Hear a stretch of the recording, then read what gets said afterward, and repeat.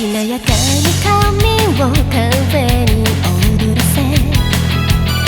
放つナイフのひらめき華麗に割るメイドただあなたのためにと極めて見せたスキルそんな誇りずっと胸に刻んで生きてたけど残酷なキンクに震えてる閉じ凍りついた微笑で救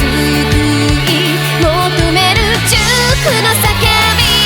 そうよ誰もみんな私のこと分かってくれないひどく後悔してる冷め試して決めつけないでちょっとお黙りなさいそんな名前で呼ばないでほしいだけど遮られて届かぬ声こぼす涙が雪に変わる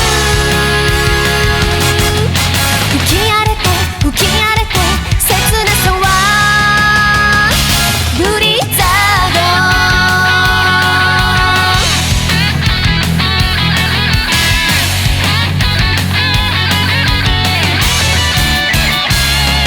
つつましく咲いた一輪の花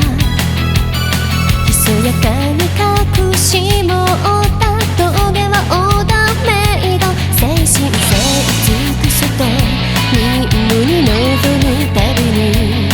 気持ちだけがそう空回りしてしまいそう